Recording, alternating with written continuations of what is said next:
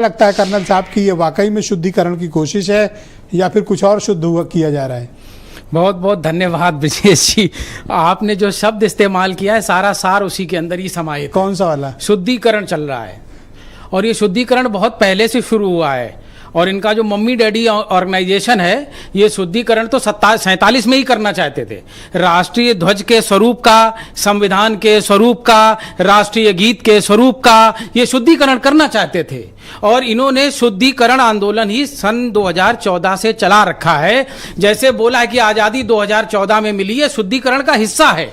आप समझे नहीं मैं क्या मैंने कहा? मैं उस पे आ रहा हूँ, प्योरिफिकेशन। ना मैं उसी पे आ रहा हूँ, प्योरिफिकेशन मैं उसी पे आ रहा हूँ, उसका हिंदी शुद्धिकरण। मैं उसी पे आ रहा हूँ।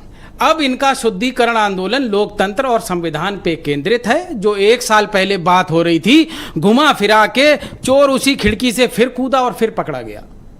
लेकिन आप फर्क देख लीजिए इस बार। वही नहीं तो छाती ठोक के आयोग कह रहा है कि 24 वाला ही आदेश लागू है, बाकी सब बेकार है, चाहे 30 जून चाहे 6 जून। अब हम लोग पीछे जाएंगे कि सीईसी का सिलेक्शन कैसे होता है, उसमें क्या हुआ पिछले साल, वो सब पीछे छोड़ देते हैं। आपकी असहमति का कारण क्या है ये मैं बता देता हूं आपको। राजनीतिक कारण देखिए, ऐसा है, पार्टियों का वोट कहीं ना कहीं वर्ग में, संप्रदाय में और जो आर्थिक स्थिति है उनके कई कैटेगरीज में बटा हुआ है।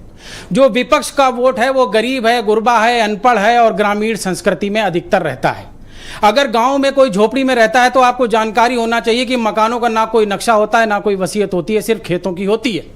और अगर किसी के पास खेत का 1 बीघा भी नहीं हो, बिहार जैसे राज्य में जहां पे जमीन बहुत छोटे छोटे टुकड़ों में है और उनमें से अधिकांश परिवारों के लोग 8-8, 9-9 महीने पंजाब, महाराष्ट्र और बाकी जगहों पे नौकरी करते हैं और इलेक्शन के टाइम पे खास तौर से, क्योंकि बिहार में उड़ती चिड़िया को हल्दी लगाने का प्रावधान है, वो चुनाव में आते हैं वोट डालने के लिए। अब आप बताइए, वो फैक्ट्री से नौकरी छोड़ के यहाँ कागज जमा करने आएगा और जमा करने भी आएगा तो कौन सा कागज देगा? खेत तो उसके पास है नहीं, एक झोपड़ी, उसका ना नक्शा है ना बल्दियत है। आधार कार्ड में ये 10 उंगलियां और ये दोनों आंखें छपी हुई हैं, वो मंजूर नहीं है। भाई जन्म प्रमाण पत्र तो होगा, आपका आधार बना है तो आधार जब बनता है तो आपसे डॉक्यूमेंट्स मांगे जाते हैं। बहुत सही सवाल। वो डॉक्यूमेंट्स कहां हैं? बहुत सही सवाल। और आपके दर्शक इस पे वाह बोलेंगे जो मैं आप आधार बना लेंगे। बहुत सही सवाल। कागज नहीं दिखाएंगे। बहुत सही सवाल ब्रजेश जी।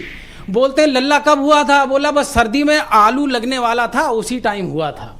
और बोले पिताजी, बोला पिताजी जब जयप्रकाश जी जिंदा थे तब पैदा हुए थे।